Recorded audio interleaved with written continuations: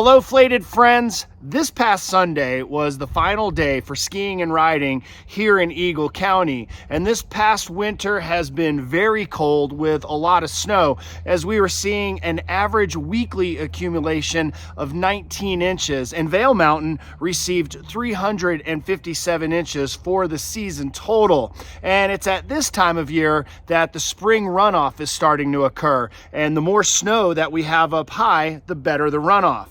So this week, I'm going to take you to one of my favorite places, and it's only a few hours west of here, and it's western Colorado. A part of our state that is already seeing daytime highs in the 70s, and much of the terrain has already begun to dry out. This trip is an easy one. You just hop on I-70 and drive west. Once you get to Grand Junction, you head south a few dozen miles, and you're already there. Now, this area has been historically home to agriculture and livestock, but it's also very well known for its endless outdoor recreational opportunities. Things like hiking, biking, horseback riding, rafting, kayaking, or fly fishing are just a few things that make this region special. As I mentioned, the rivers and streams are starting to flow, so I decided to meet up with my good friend Derek for a lap down a lesser known section of river called Escalante Creek. It's about halfway between Grand Junction and Delta and has a few challenges to paddling it.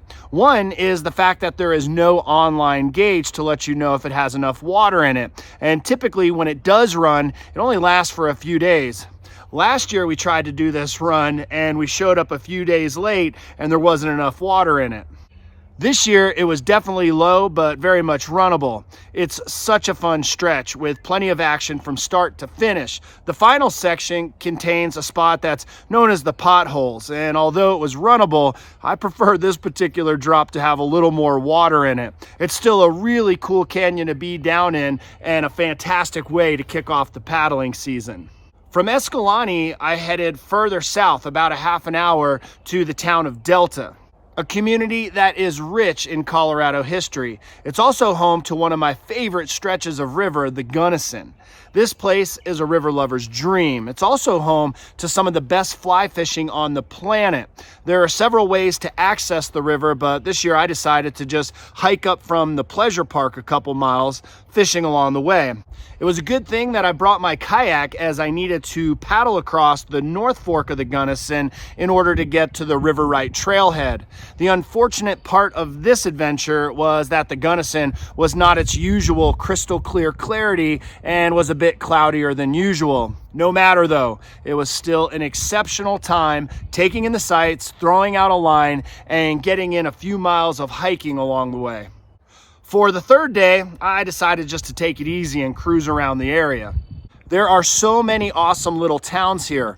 They're not only places to meet some of the nicest people and to get a great local meal, but are also home to one of my favorite things in the world, old vehicles, and even more specifically, old trucks. Everywhere you look, you will see a classic, whether it be parked on the side of the road in someone's driveway or out back behind the barn. This is the honey hole of legit old school classics. Every time I come here, I've got my head on a swivel, and I'm known to make plenty of U-turns and go back and look at someone's awesome old rig that caught my eye. After a full day of cruising around some country roads, I headed a little bit further south down to Hotchkiss and Paonia, which are only a few miles down the road. Both of these small towns have such a cool vibe. I came over here for two primary reasons. The first being Big B's. Now, I'm no food blogger, but I have to suggest that you make a stop here if you're ever in the area. They have great food, the best adult beverages, namely their fresh alcoholic apple slushies, and a wide open view of the surrounding pastures and mountains. You can check out their apple orchard, and they even have great places to camp. Big B's is also home to their world famous Big B's tree swings. And after many years of visiting this place, I finally went for it. I've always wondered if I was pushing the upper end of their weight range, but after some reassurance from their staff, I hopped on and swung like no one was watching, because no one was. Remember, it's early season here, so it's not uncommon to get these places to yourself. For my final night, I headed just down the road to a friend of mine's phenomenal riverside campground and RV park, Kebler Corner. It's tucked away at the base of Paonia Reservoir and just the other side of Kebler Pass from Crested Butte. After spending a few miles on the surrounding dirt roads on my dirt bike and casting a line once again, I was able to fall asleep right next to the rushing river and the serenading sounds of whitewater. It was absolutely awesome. And one thing that you might have noticed about this segment is the lack of fish being caught. And that's because I never hooked up with any fish and never got any to the net. And you might think that's disappointing, and usually it is. So here's a photo of a trout that I landed last year up in Montana. One of the biggest trout that I've ever landed, got to the net, and then released. And I share this with you for good reason. I caught it because of this awesome guy, Geary Guay. He was a great friend and mentor to all of us at Flated, but also the very proud dad to our CEO, Ryan. It broke all of our hearts a few weeks ago when Gary unexpectedly passed away. He was a man that knew everyone, and everyone knew him and loved him very much. He was an avid outdoorsman, a river runner, a hunter, a fisherman that excelled in the role of a father, husband, and a friend. His stories and legacy are legendary here in Colorado as well as the mountains of Montana, and he will be dearly missed.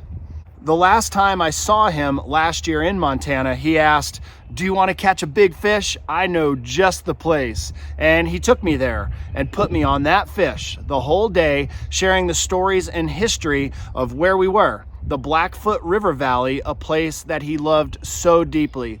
I thought about him a lot on this trip and what a caring and charismatic man he was, and wanted to share with his friends and family how sorry we are for the loss, but how we will keep him in our hearts for all the adventures that have yet to come.